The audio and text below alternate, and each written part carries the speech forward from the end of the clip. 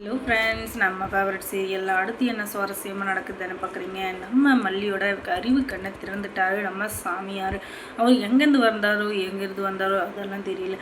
ஆனால் அவர் இருந்துக்கிட்டு மல்லியோட அறிவு கண்ணை திறந்துட்டாரு. எப்போவுமே மனுஷங்களை நம்பாதீங்கம்மா, கடவுள் மேலே நம்பிக்கை வைங்க, கடவுளை நம்புங்க, ஒரு நிமிஷம் உட்காந்து யோசிங்க, நம்ம செய்கிற ஒவ்வொரு விஷயமும் சரிதானா தப்பு தானா, இல்லை அதிலேருந்து எதையாச்சும் நம்ம மாற்றிக்கணுமா அப்படின்னு சொல்லிட்டு ஒவ்வொருத்தரும் ஒவ்வொரு நிமிஷம் உட்காந்து யோசித்தோம்னாலே நிறைய கேள்விகளுக்கு பதில் கிடைக்கும். இந்த பதில் மூலயமா நிறைய பிரச்சனைகளை நம்ம ஃபேஸ் பண்ண முடியும். அதுவும் இல்லாமல் எல்லா பிரச்சனைக்கும் தீர்வும் ஒரு நிமிஷம் உட்காந்து பேசுகிறது தான் எல்லாத்துக்குமே முடிவு. அதை விட்டுட்டு நான் கேட்டி நீ கேட்டின்னு சொல்லிட்டு நின்று சண்டை போடுறதுனால என்ன வந்துட போது சொல்லுங்கள். நம்ம வாழ்க்கையில் கஷ்டம்தான் வருமே தவிர அதை விட்டுட்டு எந்த ஒரு நல்லதும் நடக்க போகிறதில்ல. இதை புரிஞ்சுக்கிட்ட யாரும் இது வரையும் கெட்டு போனதும் இல்லை. இதை புரிஞ்சிக்காதவங்க தான் நான் பெரிய ஆள் நீ பெரிய ஆள்னு சொல்லிட்டு ஒவ்வொரு நிலைமையிலும் ஒவ்வொருத்தரும் பெரிய பெரிய கஷ்டத்தை அனுபவிச்சுட்டு இருக்காங்க. இப்போ என்ன நடக்குது அப்படின்னு சொல்லிட்டு பார்த்தீங்கன்னா, இந்த மல்லி இருக்காங்க இல்லையா, அவங்க வந்துக்கிட்டு நல்லா யோசிக்கிறாங்க.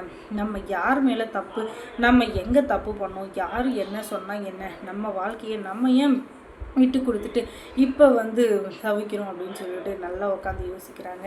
எல்லாத்துக்கும் காரணம் இந்த ராஜேஸ்வரி தான். அவளால் தான் நம்ம குடும்பம் கெட்டு போனது, நம்ம குடும்பம் பிரிஞ்சு போனது. இதனால் அவகிட்ட போய் 4 கேள்வி நறுக்குன்னு அவளை கேட்கணும். அப்போ தான் அவளுக்கு ஒரு பொண்ணோட கஷ்டம், ஒரு பொண்ணோட ஃபீலிங்ஸ் எப்படி இருக்கும் அப்படின்னு சொல்லிட்டு புரியும் அப்படின்னு சொல்லிட்டு போகிறாங்க.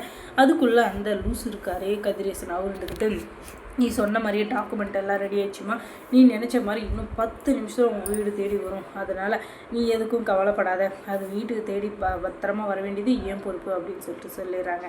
அதுக்கப்புறம் என்ன, மல்லி இருந்துக்கிட்டு அந்த நேரம் பார்த்து அந்த ராஜேஸ்வரியும் ரஞ்சிதாவும் இருந்துக்கிட்டு அப்பாடா எப்படியோ வந்துச்சுடா சாமி அப்படின்னு சொல்லிட்டு காலிங் பெல் அடித்ததும் போய் குடுன்னு ஓடி பார்க்குறாங்க. ஐயோ வாங்க வாங்க அப்படின்னு சொன்னால் அங்கே நிற்கிறது மல்லி, ஒரு பத்திரக்காளி மாதிரி அந்த இடத்துல நிற்கிறாங்க.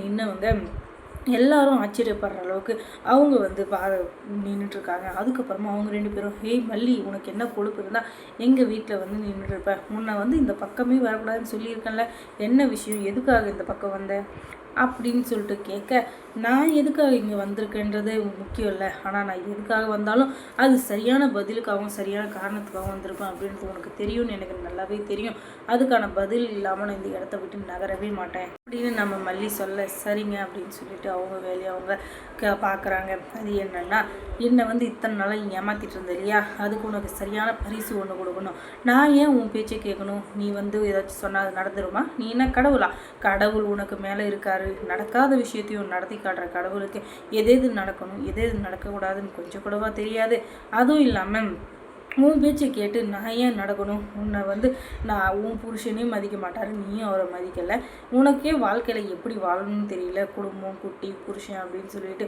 எப்படி இருக்கணும் உனக்கே தெரியல, நீ எனக்கு அட்வைஸ் பண்ணுறியா, நீ எனக்கு கிளாஸ் எடுக்கிறியா, அதெல்லாம் நடக்கவே நடக்காது, நீ சொல்கிற எதையும் நான் கேட்கவும் போகிறதில்லை, நீ ஆடுற ஆட்டத்துக்கெல்லாம் இனிமேல் நான் ஆட போகிறதும் இல்லை அப்படின்னு சொல்லிட்டு பேசிகிட்டு இருக்க, முன்னாடி ரொம்ப ஓவராக பேசிகிட்டு இருக்க, என்ன டைவர்ஸ் பேப்பரில் போட்டு கையெழுத்து கொடுத்ததை மறந்துட்டியா, அதெல்லாம் நடக்கவே நடக்காது, நீ போட்டதும் அப்படின்னு, என்னத்தை போட்டேன், ஓஹோ அப்படின்னு நீ நினச்சிட்ருக்கியா, அது எதுவும் நடக்காது, என்ன அந்த பேப்பரெல்லாம் எப்பயோ கிழிச்சு போட்டாச்சு, என் வாழ்க்கையில் இனிமேல் விஜயும் நானும் சேர்ந்து வாழ்கிறது மட்டும்தான் விதியை தவிர மற்றபடி வேறு எதுவுமே நடக்காது, நீ நினச்சிட்டு இருக்க பார்த்தியா நானும் விஜயும் பிரிஞ்சிட்டோம் அப்படின்னு சொல்லிட்டு அது எல்லாமே சும்மா ட்ராமா தான், நான் உண்மையிலே கையெழுத்து கொடுக்கவே கிடையாது, அதில் நான் போட்டிருக்க கையெழுத்து ராஜேஸ்வரின்னு தான் போட்டிருக்கேன், உடனே கோர்ட்லேருந்து மல்லிகும் விஜய்க்கு என்ன டைவர்ஸ், இதில் என்ன ராஜேஸ்வரியும் இருக்குது, இது என்ன புது குழப்பம் அப்படின்னு சொல்லிட்டு கண்டிப்பாக இன்னும் கொஞ்சம் நேரத்தில் நோட்டீஸ் வரப்போகுது, நீங்கள் என்ன தான் பிளான் பண்ணி ஃப்ராடு வேலைலாம் பண்ணி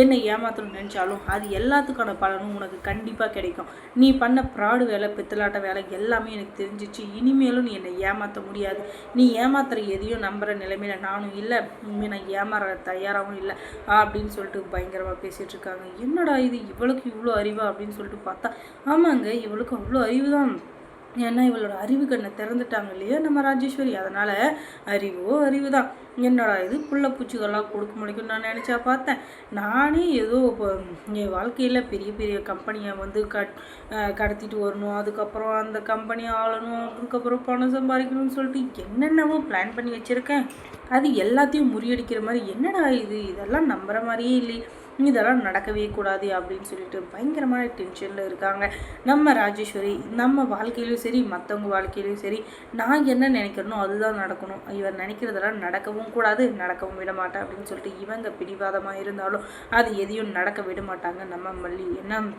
மல்லியோட வாழ்க்கையில் என்ன நடக்கணும் நடக்கக்கூடாதுன்னு மல்லி தான் முடிவு பண்ணுமே தவிர இந்த ராஜேஸ்வரி கிடையவே கிடையாது. அது உங்களுக்கு புரியுமா புரியாதா ராஜேஸ்வரி? கொஞ்சமாச்சும் மற்றவங்கள பற்றியும் யோசிச்சு பாருங்கள். நம்ம மட்டுமே பிழைக்கணும், நம்ம மட்டுமே சந்தோஷமாக இருக்கணும், நம்ம மட்டும்தான் வாழ்க்கையில் முன்னேறணும் அப்படின்னு சொல்லிட்டு நினச்சா கடைசியில் கூடிய சீக்கிரமே நீங்கள் அழிஞ்சு போகிறதுக்கான நேரம் சீக்கிரம் தான் வரப்போகுது. இது யார் மூலியமா எப்படி வரும்னு தெரியாது. ஆனால் நல்லவங்களுக்கு எப்படி நல்லது லேட்டாக இருந்தாலும் சேருமோ அதே மாதிரி கெட்டவங்களுக்கும் கெட்டது சீக்கிரமாகவே சேரும். அதை நல்லா புரிஞ்சுக்கோங்க ராஜேஸ்வரி. அதுக்கப்புறம் மல்லி சீரியலில் என்ன சுவாரஸ்யமாக நடந்திருக்கும் நீங்கள் தெரிஞ்சுக்கணுன்னா நம்ம சேனலை சப்ஸ்கிரைப் பண்ணுங்கள். இதோட பக்கத்தில் இருக்க அந்த பெல் ஐக்கானை கொஞ்சம் கிளிக் பண்ணி விடுங்க. தொடர்ந்து இந்த சேனலுக்கு சப்போர்ட் கொடுங்க. தேங்க்ஸ் ஃபார் வாட்சிங்.